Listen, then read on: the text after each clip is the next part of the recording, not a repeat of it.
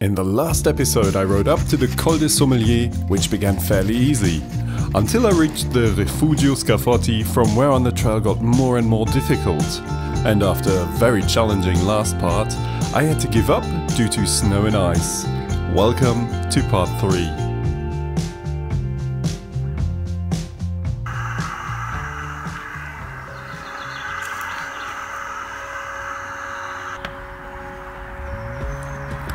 The day began as usual, with a hot cup of coffee to start the morning. This would be the final leg of our journey through the northern region of the Italian West Alps.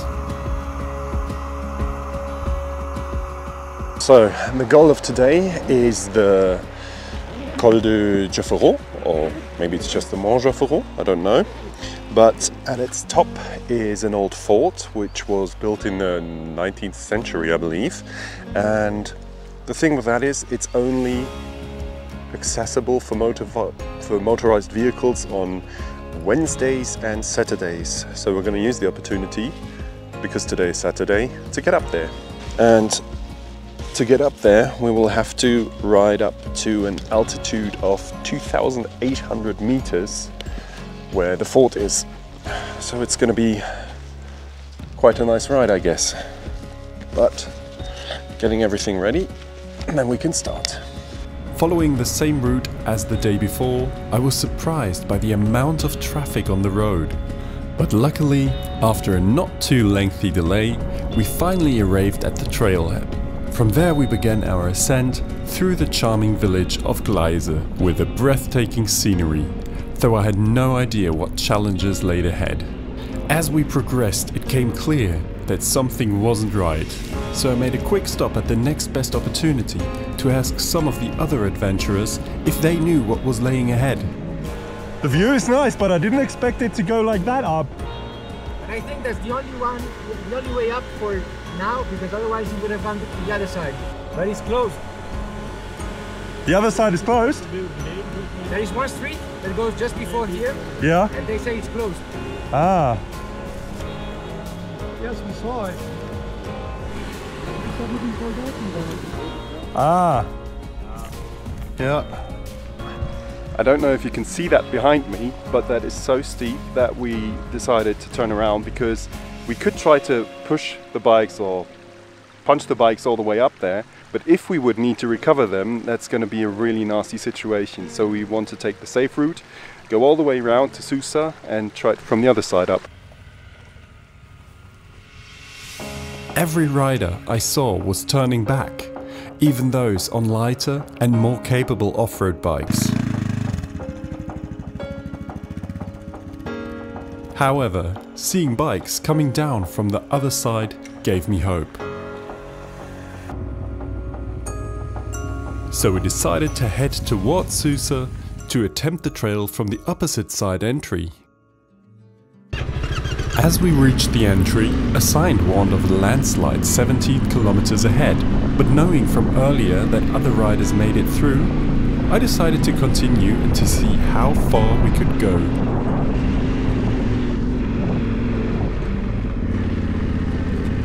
The trail began with a moderate level of difficulty, which is a little rocky, but when you're choosing a good line, it's quite easily doable. And if you have a quite light bike like the CRF 450 or something, or the CRF 250 Rally, and take it slow, I would say this is easily makeable, doable for a beginner. But we'll see how it is going up further towards the high peak. Well, see how far we get because of the landslide. I'd rate it a 4 out of 10. Rocky, but manageable with the right approach. This little river looked really tempting, but I knew I had still quite a lot of trail ahead of me. So again, my feet couldn't leave the MX boots, and I continued the trail upwards. Look at this.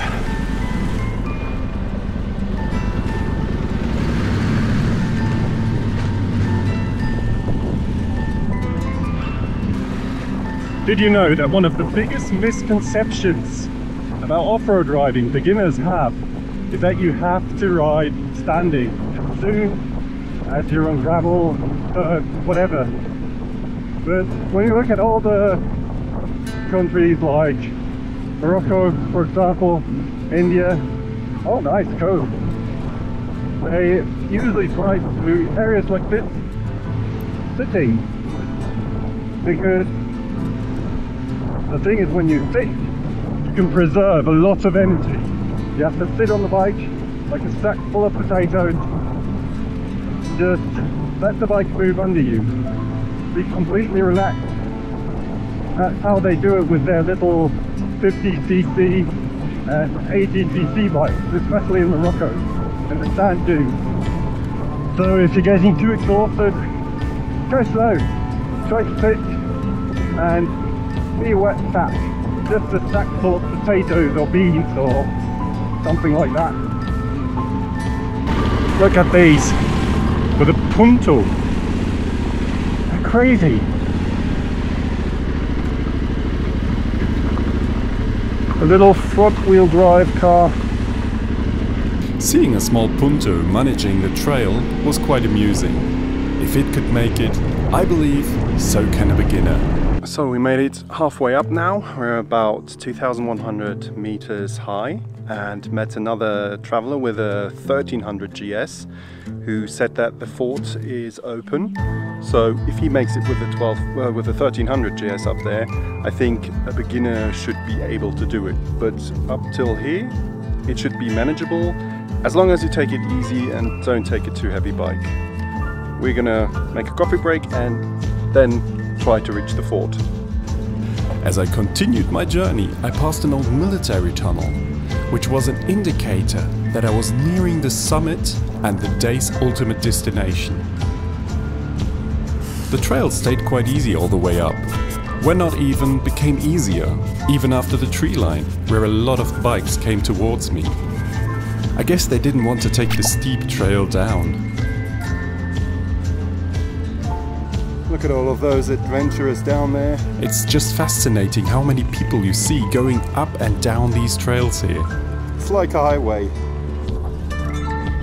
This dangerous situation occurred because one dude did not want to drive backwards with his fully equipped overlander and blocked next to us two others. We met the two others with their overlanders a little later again, and they said they had to go over 500 meters in reverse to find a spot to let him pass. And he could have just gone 70 meters, but either wasn't capable enough in doing that or had too much ego. Whatever you do, don't be like that guy when you go on such trails. Luckily, the sign for the landslide was either old or outdated, so I made it up to the top where you pass an old ruin in the flat area before you reach the peak. The first ruin was probably an old soldier's housing, and a little further up you could see some tunnels to the old cave system of the fort, which I will definitely visit next time I'm here.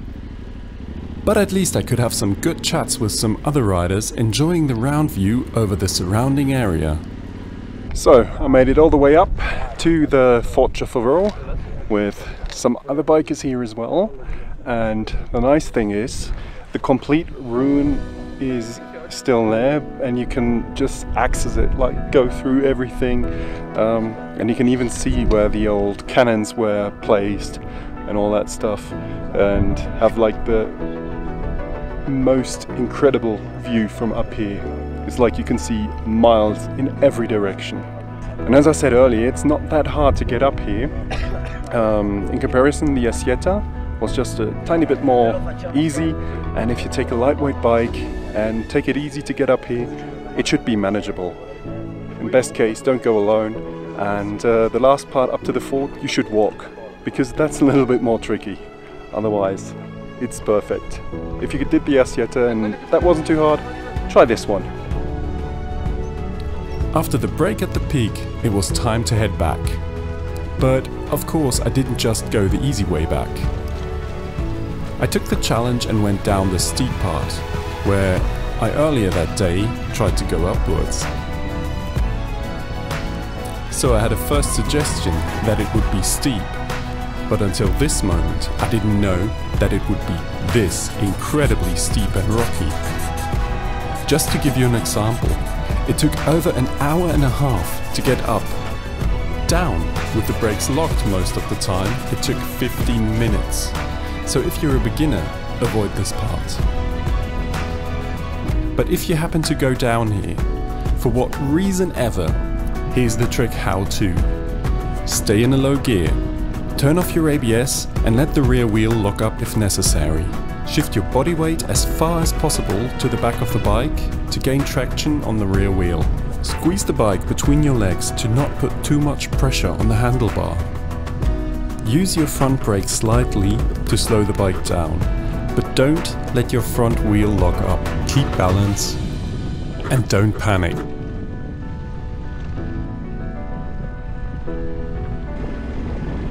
After managing this little challenge, it was time to head back towards the camp and pack my gear.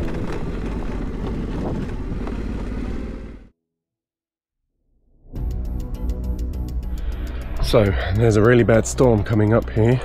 That's why I quickly packed everything to the bike and gonna see that I get as quick as possible into an F1 hotel. You know, these really cheap hostel type things.